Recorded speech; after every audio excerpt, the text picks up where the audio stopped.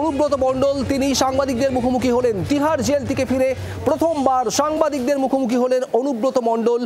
তিনি সাংবাদিকদের ঠিক কি বলেন, কি রাজনৈতিক বার্তা দেন, সেদিকে নজর ছিল বিভিন্ন মহলের। আজ বোলপুরে দলীয় অফিস, সেখানেই সাংবাদিকদের মুখোমুখি হন, আর সেখান থেকেই সবাইকে নিয়ে চলার বার্তা দিয়েছেন অনুব্রত মণ্ডল। তিনি বলেন, আইনকে ভালোবাসি, আইনকে সম্মান জানান তিনি, এমনটাও জানিয়েছেন অনুব্রত মণ্ডল।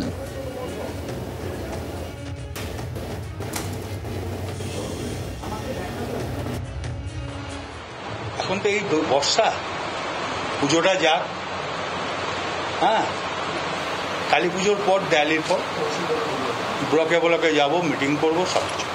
কালী পুজোর পর থেকে সক্রিয়। হ্যাঁ, আপনাকে আবার আগের মতন দেখা যাবে, আগের মতন কাজ করতে। আমি যেমন বললাম সবাই মিলে করবো, আমরা আগের মিলে কেন করবো না? তাই কী জন্য পার্টি অফিসে আসছি, কী জন্য মানুষের সঙ্গে কথা বলছি, সাধারণ মানুষ মিশবে, বুথের মানুষ, আর কেউ যেন অশান্তি না করে, সবাই যেন ভালো থাকে, সবাইকে নিয়ে যেন চলে। কেউ বুঝিয়ে দিল আর দুটো বাইক দিয়ে দিলাম, লাভ নেই, অনেক বাইক পেয়েছে। বিক্রম দাস আমাদের প্রতিনিধি রয়েছেন বোলপুর থেকে সরাসরি। বিক্রম, যে অনুব্রত মণ্ডলের বিভিন্ন উক্তি, বিভিন্ন মন্তব্য বারবার সংবাদ শিরোনামে এসেছে, এর আগে আমরা দেখেছি, সেই অনুব্রত মণ্ডল 2 বছরেরও বেশি সময় পর বাড়ি ফিরে, নিজের জেলায় ফিরে কি বার্তা দেন, কি বক্তব্য রাখেন, সেদিকে সবার নজর ছিল। আজ সাংবাদিকদের মুখোমুখি হলেন অনুব্রত মণ্ডল, কি বললেন? দেখো, একেবারে অনুব্রত মণ্ডল তিনি 2 বছর বাদে এই প্রত্যাবর্তনের পর কার্যত বীরভূমের রাজনীতিতে কিন্তু সরগরম হয়ে ওঠে, এবং সেখানে একদিকে অনুব্রত মণ্ডল তিনি বীরভূমের তৃণমূল কংগ্রেসের জেলা সভাপতি, অপরদিকে কোর কমিটি, ক্ষমতার হ্রাস, রাজনীতির হ্রাস কার হাতে থাকবে সেই নিয়ে কিন্তু একটা বড়সড় প্রশ্ন তৈরি হচ্ছিল। এই পরিস্থিতিতে দাঁড়িয়ে আজকের অনুব্রত মণ্ডলের এই সাংবাদিক সম্মেলন অত্যন্ত গুরুত্বপূর্ণ, এবং এখানে 4টে গুরুত্বপূর্ণ দিক রয়েছে তার আজকের এই সাংবাদিক সম্মেলনের মধ্যে, যার মধ্যে অন্যতম হলো তিনি সবাইকে নিয়ে চলার বার্তা দিচ্ছেন, কোনো অশান্তি তিনি চাইছেন না। দ্বিতীয়ত তিনি বলছেন যে তিনি সক্রিয় রাজনীতিতে থাকবেন, সেই কারণে কিন্তু তিনি প্রত্যেক দিনই এখানে এই পার্টি অফিসে তিনি বসবেন, এমনটাই তিনি জানাচ্ছেন, মানুষের সঙ্গে তিনি সাক্ষাৎ করবেন। তৃতীয়ত তিনি যেটা বলছেন যে তিনি আগামী সপ্তাহে কলকাতায় যাবেন, সেখানে কিন্তু তার ইচ্ছে রয়েছে মুখ্যমন্ত্রীর সঙ্গে সাক্ষাৎ করার বা দেখা করার। অপরদিকে চতুর্থ বিষয়টি, যেখানে অনুব্রত মণ্ডল তিনি কিন্তু যে বিষয়টা স্পষ্ট করে দিচ্ছেন যে এই বীরভূমের রাজনীতিতে তার সক্রিয় ভূমিকা থাকবে। আমার সঙ্গে রয়েছে আমাদের অপর প্রতিনিধি প্রসেনজিৎ মালাকার, প্রসেনজিতের কাছে আসবো। প্রসেনজিৎ, 2 বছর বাদে আজকে সাংবাদিক সম্মেলন করলেন অনুব্রত মণ্ডল, এবং এমন একটা পরিস্থিতিতে যেখানে একটা দ্বন্দ্বের ইঙ্গিত পাওয়া যাচ্ছে, কোথাও কাজল শেখকে দেখা যাচ্ছে না, কোথাও অনুব্রত মণ্ডল তিনি অশান্তির যাতে না হয় সেই বার্তা দিচ্ছেন, একসঙ্গে চলার বার্তা দিচ্ছেন।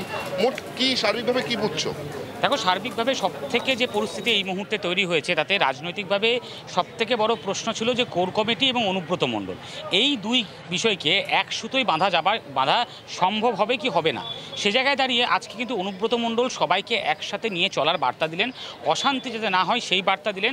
পাশাপাশি উল্লেখযোগ্যভাবে একটা বিষয় তোমাকে বলতে হয় যে আজকে যখন সাংবাদিক বৈঠক তিনি করছেন, তিনি জেল থেকে বেরিয়ে আসার পরে প্রথম সাংবাদিক বৈঠকেই তার কথাবার্তার মধ্যে একটা উদ্বেগের ছোঁয়া রয়েছে। কোথায়? সেটা হলো যে অনুব্রত মণ্ডল নিজেই বলছেন তিনি অশান্তি চাইছেন না, সবাই একসাথে চলুক, সবাই আসুক, সবাই আমার সাথে বসুক। এবং আজকে যখন তিনি এই সাংবাদিক বৈঠক করে বার্তা দিচ্ছেন, তখন তিনি এই কথাটাও বলেছেন যে 2-1 মিডিয়াতে বক্তব্য দিয়ে নেতা হওয়া যায় না। কাজল শেখের কথা উল্লেখ করছেন না, তিনি একেবারেই মুখে কিন্তু কাজল শেখের নাম করেননি, অর্থাৎ নাম না করে এটাও বলা যেতে পারে যে কাজল শেখকে এক প্রস্তর কটাক্ষ করলেন অনুব্রত মণ্ডল। আমরা সেটা ধরে নিতে পারি। তার কারণটা কি? কারণ গতকালকেই কাজল শেখ কিন্তু বক্তব্য দিয়েছেন, হুঁশিয়ারি দিয়েছেন, তারপরে আজকে অনুব্রত মণ্ডল সাংবাদিক বৈঠক করে এই কথা বলছেন। অর্থাৎ এখান থেকেই কোথাও একটা রাজনৈতিক ইকুয়েশনে অনুব্রত মণ্ডল একসাথে চলার বার্তা যেমন দিচ্ছেন, তার পাশাপাশি কাজলের সাথে একটা বিরোধের ইঙ্গিত পাওয়া যাচ্ছে। ফলে সে জায়গায় দাঁড়িয়ে আগামী সময়ে এই কাজল শেখ, অনুব্রত মণ্ডলরা একসাথে কাজ করতে পারবে কি পারবে না, এটা একটা বড় প্রশ্ন এখনও রয়েছে। কিন্তু অনুব্রত মণ্ডল তিনি কিন্তু তার বক্তব্যের মাধ্যমে, অর্থাৎ প্রথম সাংবাদিক সম্মেলনের মাধ্যমে তিনি বার্তা দেওয়ার চেষ্টা করলেন সবাই একসাথে কাজ করুক, সবাই আসুক, সবাইকে নিয়ে কাজ করা হবে। এবং তার পাশাপাশি আরও একটা উল্লেখ্য বিষয় যে আজকে প্রথম, আমরা আগে যেরকম অনুব্রত মণ্ডলকে দেখেছি, আজকে তিনি কিন্তু প্রথম মুখ্যমন্ত্রীর সঙ্গে তার কথা হয়েছে কিনা ফিরে আসার পর প্রশ্ন করলে তিনি কার্যত কিন্তু চুপ থাকলেন এবং সেখানে কিন্তু বসে পড়লেন, তিনি তার কোনো উত্তরই দিলেন না, এড়িয়ে গেলেন। একেবারে বলা যেতে পারে এড়িয়ে গেলেন। ফলে সেই জায়গায় দাঁড়িয়ে একটা প্রশ্নচিহ্ন উঠছে, তাহলে কি এক সময়ের যে প্রিয় দাদা বা প্রিয় ভাই বলা যেতে পারে, দিদি এবং প্রিয় ভাই, সেই হিসাবেই কিন্তু রাজনৈতিক মহল জানতো, পশ্চিমবাংলার প্রচুর মানুষ সেই জানতো। সে জায়গায় দাঁড়িয়ে আজকে অনুব্রত মণ্ডল মুখ্যমন্ত্রীর কথা বলার পর তিনি কার্যত এড়িয়ে গেলেন।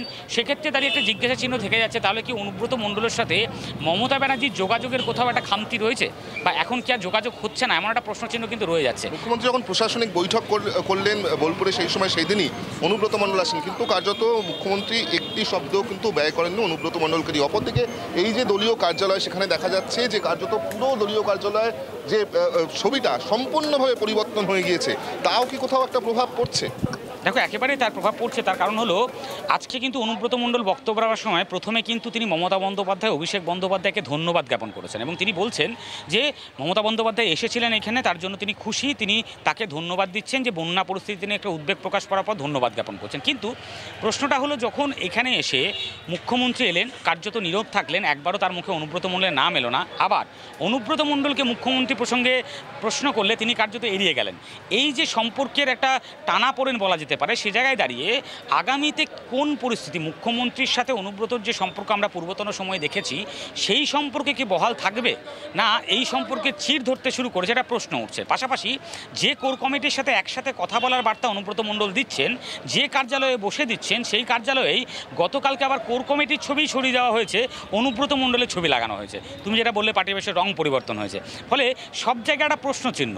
অনুব্রত মণ্ডল তিনি পজিটিভ কথা বললেও কর্মকাণ্ডে কিন্তু পজিটিভ দেখা যাচ্ছে না। ফলে সেই জায়গায় দাঁড়িয়ে আগামীতে আদতেও সত্যিই কোর কমিটি একসাথে কাজ করতে পারবে কিনা, এটা কিন্তু একটা প্রশ্নচিহ্ন এখনো রয়েছে।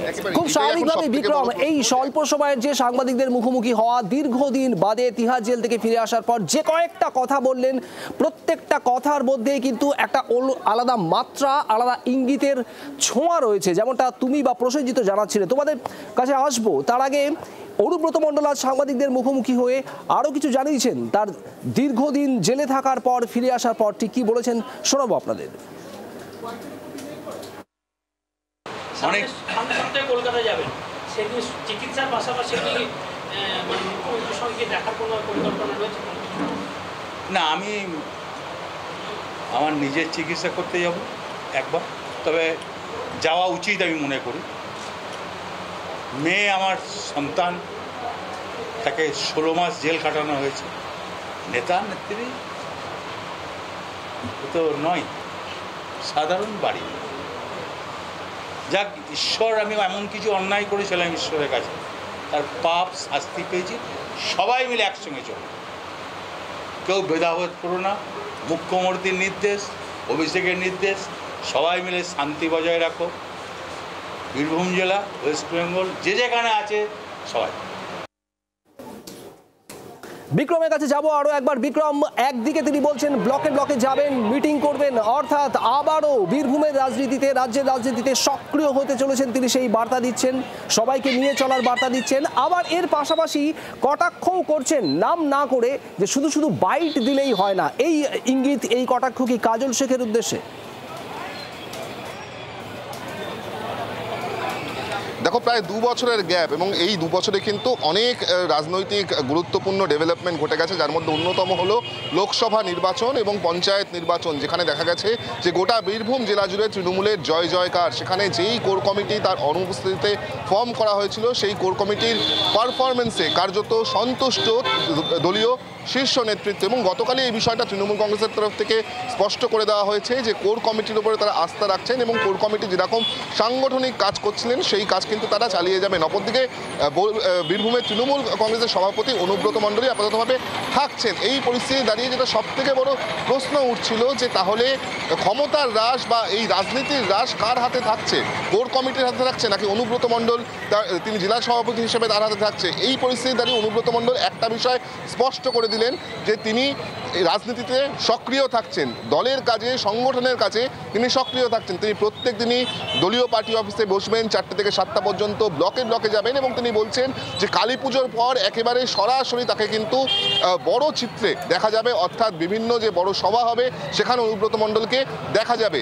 আগামী সপ্তাহে তিনি কলকাতায় যাচ্ছেন, সেখানে দাঁড়িয়ে তিনি চিকিৎসার জন্য যাচ্ছেন। মুখ্যমন্ত্রীর বাড়িতে যাবেন কি যাবেন না সে নিয়ে কোনো কিছু নিশ্চিত করলেন না, এবং তিনি বললেন যে যাওয়াটা কিন্তু উচিত। অপরদিকে তিনি যে বিষয়টা বলছেন যে বন্যা নিয়ে তিনি উদ্বেগ প্রকাশ করছেন, এই পরিস্থিতিতে অনুব্রত মণ্ডল তিনি সক্রিয় রাজনীতিতে রয়েছেন, এই বিষয়টাই কিন্তু তিনি স্ট্যাবলিশ করতে চাইলেন বারবার করে। অপরদিকে যে বিষয়টা বারবার উঠে আসছিল কোর কমিটি নাকি অনুব্রত মণ্ডল, সেখানে তিনি একসঙ্গে চলার, সবাইকে সাথে নিয়ে চলার বার্তা দিচ্ছেন, কোনো অশান্তি তিনি চাইছেন না। অনুব্রত মণ্ডল, কিন্তু কোর কমিটি একদিকে আর অন্যদিকে অনুব্রত মণ্ডল, এই দুয়ের সমীকরণ ঠিক কোন দিকে যায় আগামী দিনে আমাদের নজর থাকবে। বিক্রম, প্রসেনজিৎ, তোমাদের দুজনকে ধন্যবাদ।